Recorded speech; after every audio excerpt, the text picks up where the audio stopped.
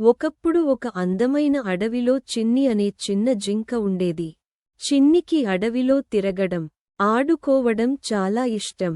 అడవి మధ్యలో ఒక చాలా పెద్ద, వృద్ధ వృక్షం ఉండేది. చిన్ని ప్రతిరోజూ ఆ వృక్షం దగ్గరికి వెళ్ళేది.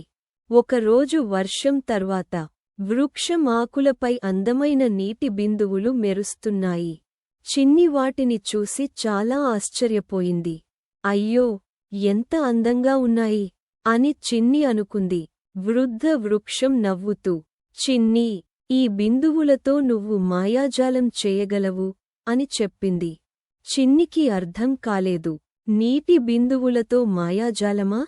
అది ఎలా సాధ్యం అని అడిగింది. వృక్షం చెప్పింది, చిన్నీ, ప్రతి బిందువు ఒక చిన్న కెనవాస్. నువ్వు సూర్యకిరణాలు, పూల రంగులు వాటిపై ప్రతిబింబించగలవు. చిన్ని ఆశ్చర్యంగా ఆలోచించసాగింది. చిన్ని ప్రయత్నించడం మొదలుపెట్టింది. తొలుత కష్టంగా అనిపించినా, మెల్లగా చిన్నికి అర్థమైంది.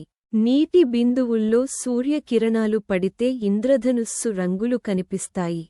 పూలను దగ్గరికి తెస్తే వాటి రంగులు బిందువుల్లో ప్రతిబింబిస్తాయి. చిన్ని సంతోషంగా నాట్యం చేసింది. చిన్ని తన కొత్త కళను అందరికీ చూపించింది. మీకు ఈ కథ నచ్చిందా? అయితే లైక్ చేయండి. మా ఛానల్ని